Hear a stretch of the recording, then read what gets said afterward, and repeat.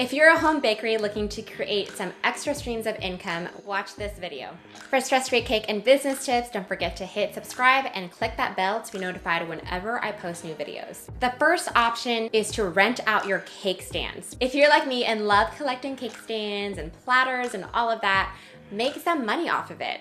If you like to do weddings or large parties, let your clients know that you have these platters and cake stands available and you can charge them a fee for each one. A lot of clients love this because they don't want to go out and purchase cake stands or rent them from another place. So you can become that kind of all-in-one shop to get desserts and the platters. The second option requires a little bit more work, but you can host a cake workshop. This can either be a private one-on-one workshop or you can do group workshops. I remember I did a fun cake workshop for a bridal party and the bride and all of her friends loved it. You can do this year-round, either at your client's home or you can find a local venue, or if you have a shop that you can do it at, that is even better. The third option is to sell products. Here are a couple examples. You can sell cake mixes, you can sell baking supplies, you can sell apparel, you can create an ebook or a physical book of your favorite recipes. The fourth option is to create a monthly subscription box.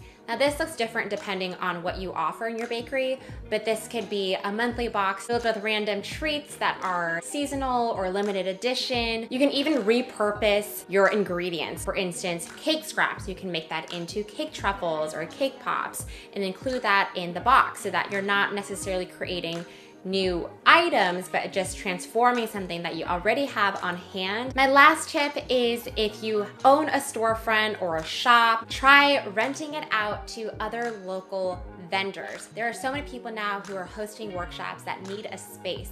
So you can rent out your space when you're not using it, or you can rent it out while you are using it, and it could be kind of like a win-win for both companies. So those are 5 different ways on how to create extra streams of income for your bakery. If you like this video, click like, hit subscribe. Don't forget to check out all my other tips listed below.